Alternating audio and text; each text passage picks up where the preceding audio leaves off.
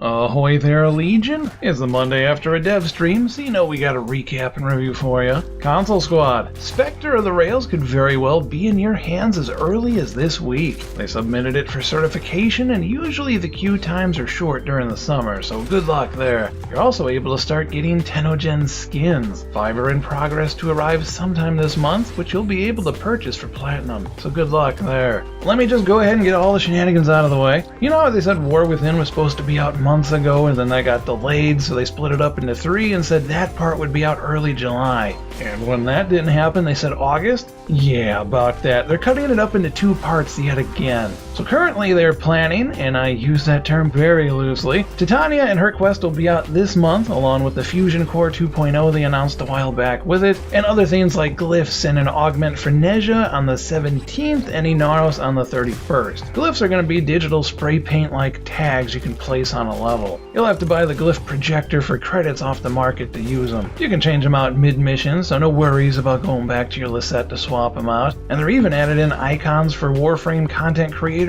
and Twitch streamers, which is kinda cool. The Titania quest is apparently tied to New Loka and will not only unlock the fearsome fairy herself, but also usher out some new aura mods, which will be a welcome sight. We covered her abilities before, but some new details shown off where her fairy dust doesn't just stun enemies, but causes them to ragdoll and float around in the air in a rather hilarious fashion. Lamplighter does the same to one enemy, but causes all the nearby ones to waltz towards it in a trance, which will open up both damage potential as well as a stealth light gameplay option, which is kinda cool. Her Kirby buff sucking move is up to 35 potential buffs depending on who you're fighting. Some examples they gave were Scorchers offering extra fire damage to weapons, while Bombards would give blast, and her ultimate Shrink gives you a new set of weapons to equip while you're zipping around in the air with a 50% passive chance of enemies missing you because you're so tiny. On the topic of frames and abilities, Nekros' tweaks are coming up. Of course, Desecrate's going to be a toggle now, but his ultimate is getting an honest-to-goodness summoner build rework. Duration will no longer apply, and to help with processing lag, you're going to be capped at about 7 minions at once, which will be buffed to be much stronger than before. The cast animation got shortened down quite a bit, and the game will even prefer to spawn the strongest enemy types you killed, even if you just wiped out a bunch of grunts a second ago.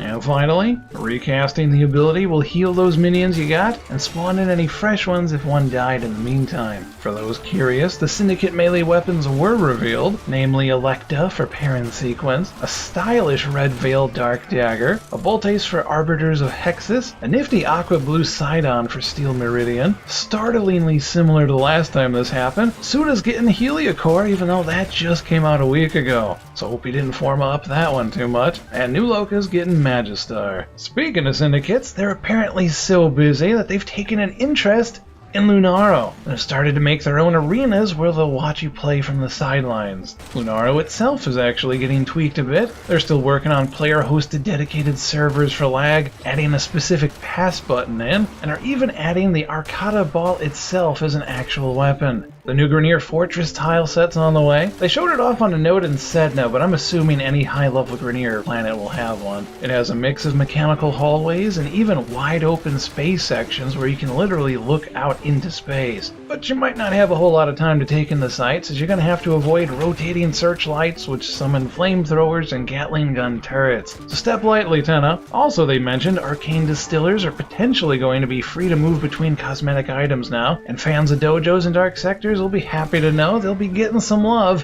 whenever War Within 2.0 finally releases. So what news did you like most out of the recap, Legion? Or what did you like the least? Let us know in a comment below whatever you're feeling. I'm curious how that Titania quest is going to play out, particularly because I'm hated by that New Loka boss. I don't trust that false Lotus myself, but maybe that's just me. As always, thank you for watching, and catch you next time, Legion. Take care.